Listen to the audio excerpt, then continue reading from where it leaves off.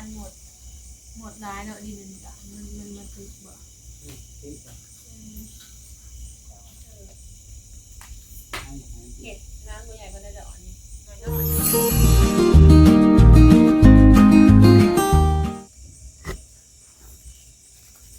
ปลูกผักพี่น้องปลูกทางไอเก่งเป็นเห็ดแล้วบ้านนี้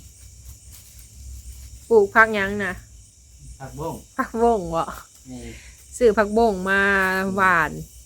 เพิ่นเอาอันดินดำมาใส่พี่น้องดินขี้เลื่อยบ่ขี้เลื่อยเนาะเห็นบ่เป็นขี้เลื่อยเผาถ่านนั่นแหละเอามาใส่มันจะงามเพราะว่าแต่เก่าเฮาก็จุดถ่านแล้วก็ใส่นะพี่น้องสบายดี เห็นอยู่บ่สบายดีเด้อเห็นบ่แม่นเห็นอยู่เพิ่นไต่ไผ่เนาะโคมได้ตาเปล่านี่บ่เห็นสบายดีเด้อพี่น้องเด้อกับปั๊บนั่นดิปลูกอันนี้เลยเนาะเอาน้ำไปไหนก่อนเอาน้ำบ่เดี๋ยวสิเอาน้ำก่อนเนาะมันแห้งแดงนี่ตั้งน้ำให้ก่อนเด้อปัดน้ำมาคนนี่เอาไปด้วยนี่บ่เอาโถนึงนั่นแหละมาทำสุ่มได้ที่หวานค่ะ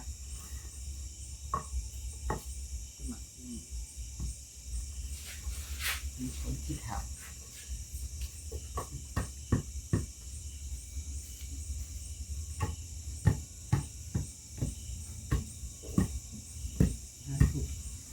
ตัวดินตัวแตก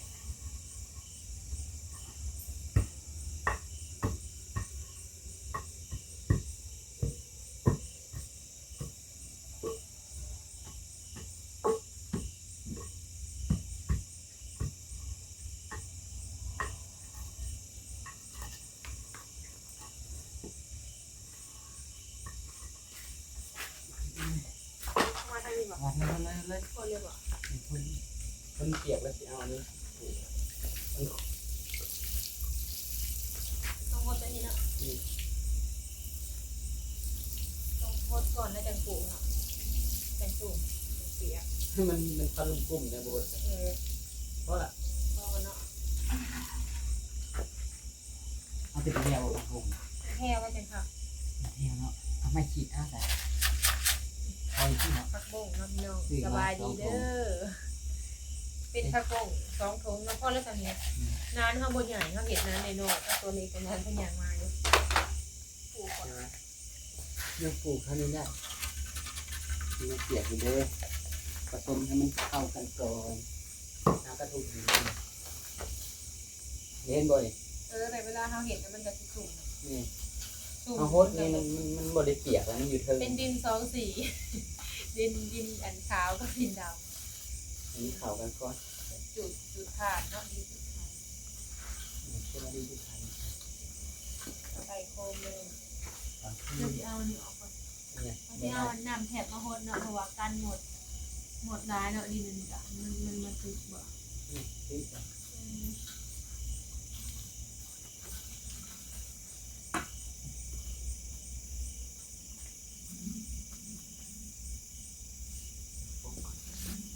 ี๋ยวแช่เป็นหวานเลยจะหวานอยู่เลยจะหวานจะหวานทั้งกันเนาะเอาเป็นห้อยเนาะจะงามเป็นอยู่บ่ที่เขาก็เอาขาดปุ๊บเอาเป็นห้อยบวเป็นห้อยกับบัวลายเนาะเขาไปตามห้อยอยู่แล้วบวเป็นก็ได้พอแต่เกิดขึ้นกับพ่อเลยเนาะหมดที่น้ำไปขีดถุงเขาต้องหดน้ำแถบเลยว่าเดี๋ยวอย่ามันหมดต้นไม้หมดเนาะหมดน้ำหมดนั่นหลายๆเดี๋ยวไปตามห้อยใส่เลยเนาะหลายบ่ปย้ายก็ไม่ถ่วย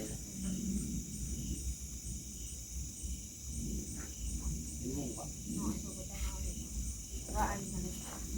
ได้เลย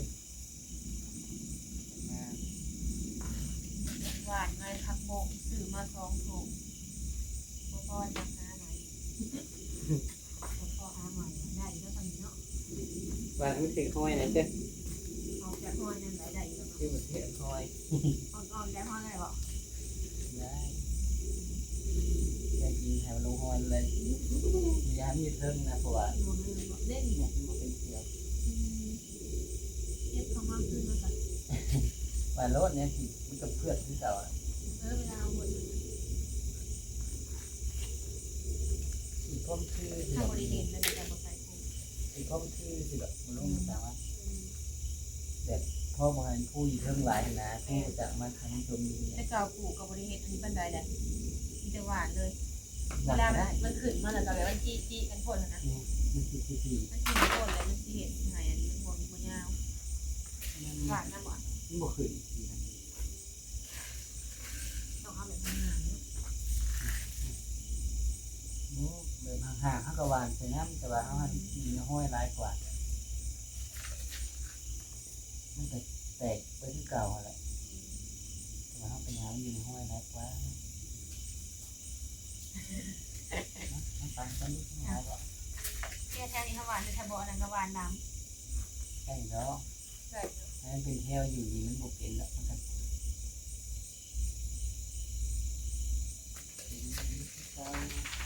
มันขึ้นมามันก็แตกไปที่เก่าอะไรให้ให้มัน เห็ดน้ำตัวใหญ่ก็ได้ดอกอันนี้น้อยๆเพราะว่าเขาสิเห็ดกวางไปกับพอดีทางเขาเนี่ยก็เลยว่าเห็ดทั้งนี้แต่ว่าเขาสิต่อว่าพี่ก็ได้อยู่เนาะน้ำทางนี้ออก มัน มา แคบฮะจำ มัน ได้ แคบมันก็เลยว่าเห็ดทั้งนี้ก่อน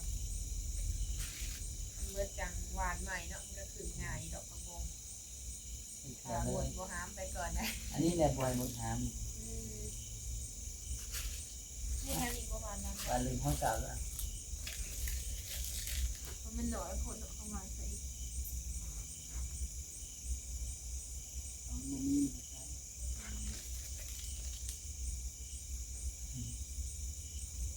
แต่ทำอีก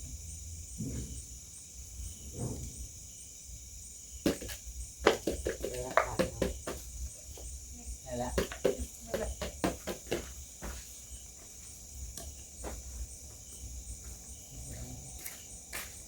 ดูลายตานั้น รายการเลยบ่สินอนแล้วจ้ะ เอากระทมไว้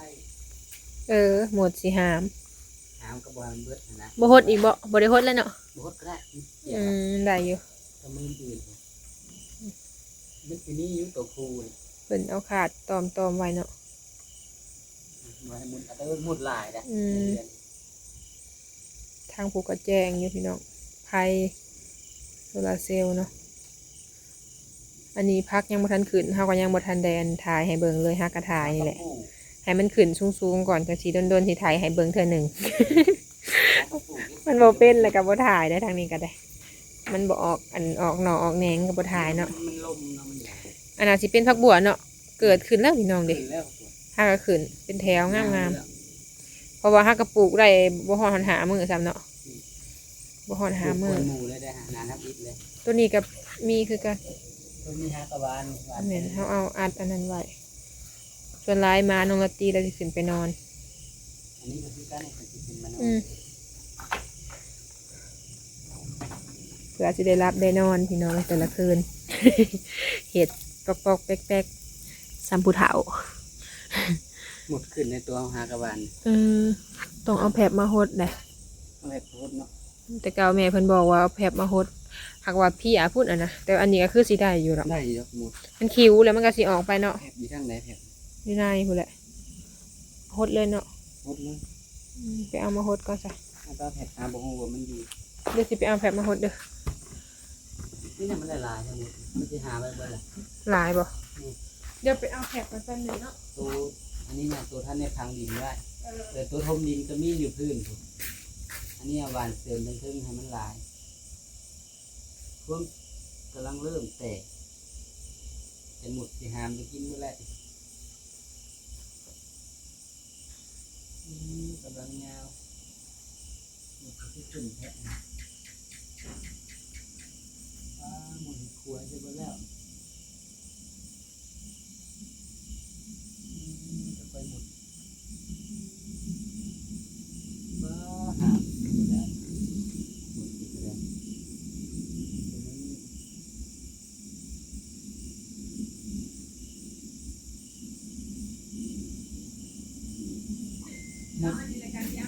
หมด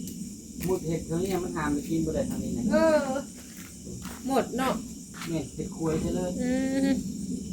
เฮงคักบัดนี้ไปเอาแผบมาแล้วก็สิไปเอาน้ำมาก่อนเนาะต้องได้ใส่น้ำเนี่ยนะ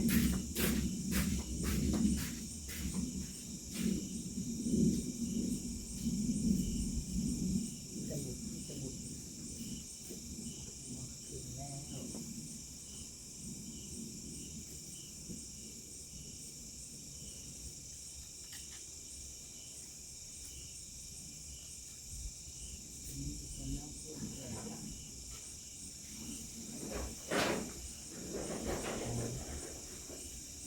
กำลังแตะขึ้น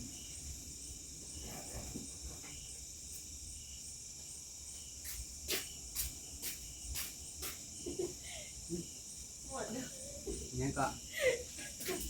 ไม่นางนางเบิกเงินหรอ ไปหมุดเบิ่งพระ ก็คือว่า นี่แหละแทบ ก็มันถอกอันนี้ก่อนตัวมีน้ำแคบหลาย นี่แม่ลายกระโดด หลายที่เขาบ่ได้เบิ่งเนาะ ลืมเบิ่งหวานใช่แล้วมันหามันกินบ่ได้จะเบิ่งสวย คนเป็นหลายเนาะ อุ้ยเจ้า เผื่อความผิวจะหายไปวันนี้ น่าจะหนีอยู่ วิธีนี่แหละเนาะเป็นซอยได้ เหล็กเนาะให้สวยไปเลย เพราะฉะนั้นเป็นน้ำที่กับดินแบบนี้แล้วมันตึกอะไรหมดก็ได้ มันกำลังแตก ได้กินอยู่บ่หมดหามเนี่ย มันกำลังแตกเต็มอยู่หมดปัญหาแล้ว น้ำแคบมาโคตรนี่น้องเบิ่ง เอาใส่ทางนี้หมดลาย ทำมีกระชิวเลยค่ะว่า ใส่ทางข้างลูกแนวแตกมันเป็น ก็เลยเนาะ โคนตอกเลยโอเค ถ้าพวกเหมือเขาดูมันจะเบิ่ง บอกว่ามันเจ้ายังเบิ่ง ถือว่าโคตรเนาะเรือนี่เขาอยู่ดี แต่ฮดที่นี่ แก่ขึ้นนำแต่ข้าวหอมนะก็สิบ่เนาะ บ่เป็นยังอันนี้นะ ขึ้นเลย บ่ฮดเป็นได้นี่จะฮดนะบ่ฮดหลายมันก็เน่า มันหนาวเนาะตัวนี้ได้อยู่ตัวนี้ ได้อยู่บ่ฮดกันหมด เพื่อความปลอดภัยเขาบอกเลยบ่คนบ่ มาเบิ่งเดี๋ยวนี้มันหามากินบ่แล้วพุ่นนั่นแหละเอามา เป็นมันเบิ่งทุกอย่างก็ยังบ่เห็นเลย เด้คือเป็นอันนี้หามากินบ่แล้วคือหาไปบ่แล้ว บ่เห็น หามาแต่ละบ่อนหามาบ่ หลายเด้ได้อยู่นี่ พูดเลยว่าอันนี้มันหามเข้ามาที่บ่เลย เขาบ่เห็นดอก เป็ เป็น น จังซี่เนาะ เอาได้ที่หน้าบ่ จะล้นออกมาข้างนอกปุ๊บดิว้าเบิดในผัก เอาบ่หวานตึงบ่ มีบ่ อ้ำนี่น่ะก็ยังได้ มีใส่ นี่อะไรนี่ ยังบ่ เอาบ่หวานตึง นั่นก็ได้ หมดเลยเด้อทั่วมื้อนั้นยังบ่ทันมี เก็บกลับคืนเลยมันแตกงอกไปเลย เก็บกลับคืนอย่าละนานเรียงปลูกมันหมดแล้ว เป็นอันนี้นั่นเนาะ ถ้าเขาว่า มันเก็บมันอยู่ข้างกันที่มันเอามาเบิดเลยเห็นบ่นี่เก็บเอาไป อย่าได้หวานหลายเด็ดเบอร์นี้ก็ยังอยู่เลย แค่แต่หวานทมดินด้วย มันก็ยังหลายอยู่เดี๋ยวมีแต่เราหมดนะ แตกงอกเบิดถ้าขันหมดเอาไปกินเบิด หมดเห็ดเสร็จเลยเนาะบัดนี้หมดงาม นี่มันก็ยังด้วย ยังหลายอยู่เพราะว่าถ้าหวานหลาย หวานที เพราะว่าปลาเล็บมันหายหลายอย่าหลายเด็ดทำกันได้หวานได้หลาย บางทีอย่างเราเอามา พัก กิน บัวมันขึ้นจนเบิดเลยเนาะพักอันนี้หมดหามเลยประทานกันเนาะประทานกันแบบนี้ เสียดายเลยมันแตกงอกเบิดเลย เบิ่งนี่เป็นทุกคนร้ายไปเลยเนาะ โอ้มันดึกถึงป่าเนี่ยพวกนี้กวนนี่เต็ม แกแล้วก็เอาบ่ได้กันยาเอาแผบมาโฮดอีกบริหารเป็นโกนมันเนาะ แทบไม่ใช่กวนทั้งคิว คิวกันไป เป็นอันนี้ละ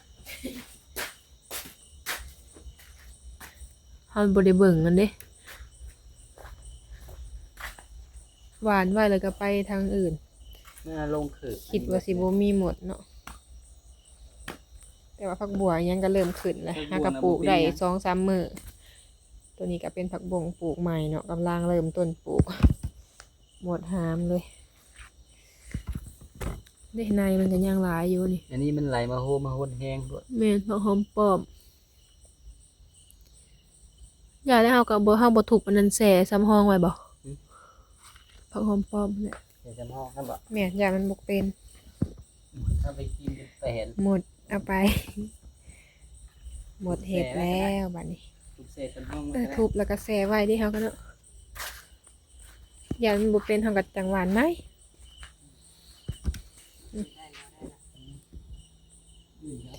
ได้แล้วพี่น้อยปลูกผักยามกลางค่ำกลางคืนเนาะโอ้บรรยากาศเงียบเหงา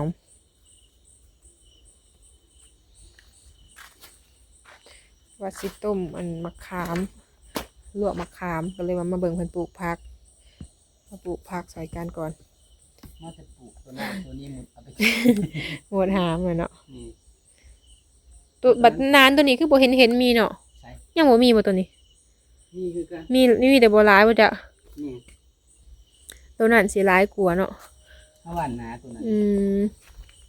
บัววานขึ้นก็ได้มันหนาอยู่ หนาอยู่เนาะ ก็แตกก็ได้นี่เห็นเด่น มีแต่เฮาอันรักษาไว้เนาะ นี่นี่มันแตกหมดเลย มีอยู่ นี่มันแตกหมดแล้วกำลังขึ้น พอดีแล้วซั่นนี่ มีแต่เอาอันนั้นน่ะมาหดบ่ให้หญ้าขึ้นบ่ให้มดขึ้น แม่นล่ะ อายุสัน พอดีแล้วซั่นนี่จ้ะ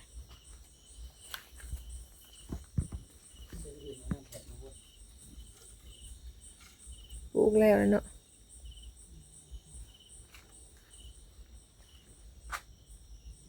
อ้าวพี่น้องเอ้ยจังใดกับบ้านนี้เนาะ พากันปลูกผักแล้วก็หดผัก หมดก็ขึ้นพากันบ่ได้เห็นเนาะเฮาก็ได้ออกไปนอกผักบัวก็ขึ้นงามเลยปลูกไว้พอได้กินเนาะมีแต่ว่าหดสิหดแผบถ้าว่ามันบ่ออกไปก็สิหาแนวขีดหมุนยังหั่นแหละมาผสมกับน้ำหดเนาะอันนี้ก็กำลังปลูกผักบงหากระปลูกได้2-3 มื้อแต่ว่าขึ้นเลยเพราะว่ามันออกหน่อไวพี่น้องเอามาแต่บ้านเป็นบ่ผักบัวนะ นี่ เอามาแต่บ้านไอ้เก่งเพิ่นเนาะเมื่อสุดก่อน ขึ้น พากันเอามาแม่นขึ้นเลย ขึ้นไป3 เซน4 เซนเนี่ย มีแต่ว่าสิขอจบคลิปก่อนพี่น้องยังบ่ทันพากันอาบน้ำแล้วเลยนี่ หนาวหนาว แม่นมาปลูกผักชีวิตยามกลางคืน ปลูกกลางคืนสักสิเป็นนั่นแหละ โดยพี่น้องค่ะพบพอคลิปหน้าเด้อมาถ่ายบรรยากาศให้พ่อแม่พี่น้องเบิ่งเนาะกับปลูกผักนี่แหละอยู่เฮือน ปอกๆแปลกๆอยู่แต่ละมื้อ จากกลก็ไม่สัมภาษณ์ออกก็มาปลูกพักเสร็จต่อ แม่นโดยเอาคลิปนี้ลาไปก่อนเด้อพี่น้องเด้อขอกล่าวคำว่าสบาย สบายดีเด้อ